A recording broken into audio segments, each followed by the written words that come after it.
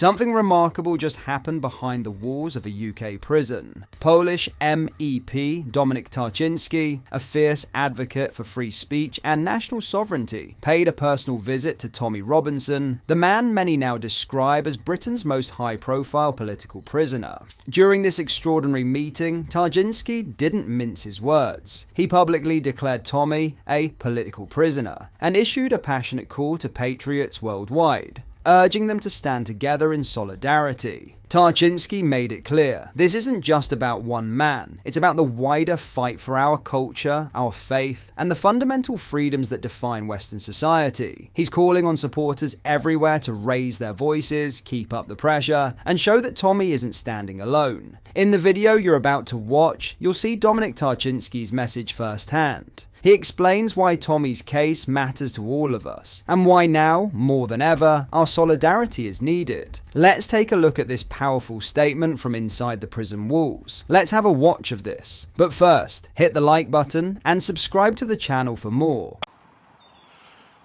So, I just visited Tommy Robinson in prison, and I can tell you that he's a very strong man. He's a patriot. He's a fighter, and he is a political prisoner. I'm happy that I had a chance to talk to him. I know that he's gonna fight. I do believe so. And I want you to support him. I want you to do not forget about Tommy Robinson. Again, he's very strong. He's a patriot, but he needs support. So all you can do now is to support him online, but also not to forget about his case. He is a political prisoner.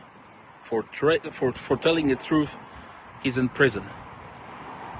Let's not forget about Tommy Robinson. He's going to be out soon, and he's going to fight for all of us, for our culture, for our faith, for our freedom, for our safety. He's a great man. That was amazing. That was something special to see him, and the way he fights for himself, for his family, for Europe.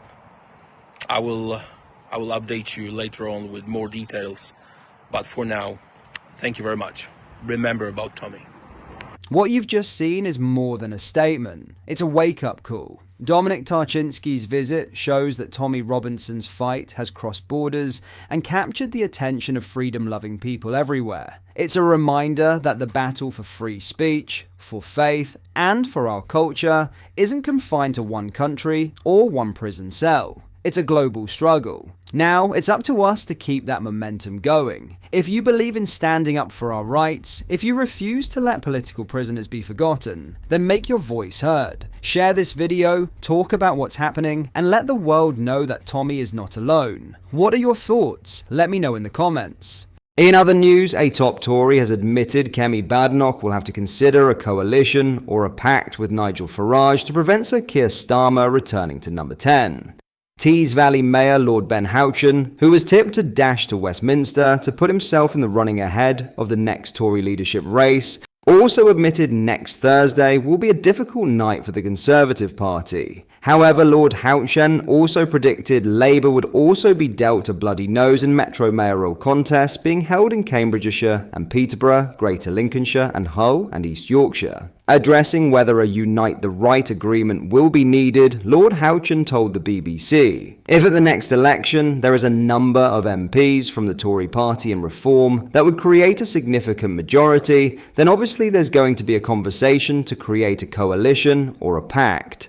The Tories' Red Wall poster boy who clung onto his post when the Conservatives were decimated in last year's local elections added, "I'm talking about the practicalities of keeping Labour out of government because we've seen what they've done in the past 10 months. However, Lord Houchen appeared to shine some light on how the Tories and Labour can thwart the threat from Reform UK.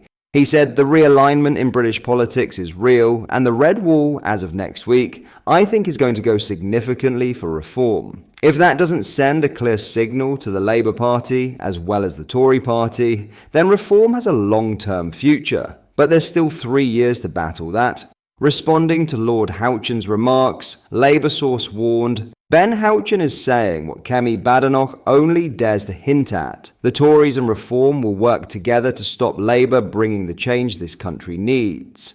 Much has been made about rumours of an agreement between the Tories and Reform that have been swirling around Westminster. Shadow Justice Secretary Robert Jenrick sparked the latest spat after a leaked recording appeared to show him calling for some form of arrangement. However, in a much stronger tone, Jenrick later said, "I want to send Nigel Farage back to retirement." Badenoch also appeared defiant as she rejected any formal arrangement with Farage at a national level. "I am not going into any coalition with Nigel Farage," the Tory leader said. However, Badenoch was unable to deny that deals could be struck with Reform UK at a local level, adding, "You have to do what is right for your local area." Earlier this week, Farage also dismissed the suggestion of an electoral agreement being struck with the Tories. Speaking to the People's Channel earlier this week, the Reform UK leader said, "I would only do a deal with people I can trust, and I don't trust the Tories." Finally, Conservative Party leader Kemi Badenoch has doubled down on her remarks that Prime Minister Sir Keir Starmer doesn't have the balls to air his true views on gender, following a fiery Prime Minister's questions on Wednesday. Debating the Supreme Court ruling on biological women, Badenoch grilled the PM on whether he still stands on his claim that women can have a penis. In a scathing attack on the Labour leader, Badenoch told the Commons that Starmer is a weather vane who twists in the wind, and he doesn't have the balls to express his views on gender. Speaking to Camilla Tominey, Badenoch stood firm on her remarks and claimed she has no sympathy for the Prime Minister's ever-changing stance on what makes a woman a woman. When asked if she regrets the comments, Badenoch told the Camilla Tominey show, "No, I don't. I speak the truth. I think it is very clear that this is a man who doesn't know what he believes. But the thing that I found most astonishing was that he could not bring himself to apologise to, or even acknowledge Rosie Duffield, the MP for Canterbury, hounded out of his party with his permission. He was one of those people who was rebuking her." Highlighting the abuse she also received for being gender critical, like Duffield, Badenoch explained, "Now, the Supreme Court has said that people like me and her were right all along. The amount of abuse that I got from Labour MPs, you would not believe the things they said, so I don't have any sympathy for them right now." As Camilla highlighted Starmer's previous remarks on gender, claiming that trans women are women, despite welcoming the Supreme Court's ruling this week, Badenoch stressed that there are lots of things that he says which are not true. What are your thoughts on what we discussed in today's video? Let me know down in the comment section below. If you've not yet already, make sure you do drop a like on this video and subscribe to the channel for more British content. Thank you, take care, goodbye.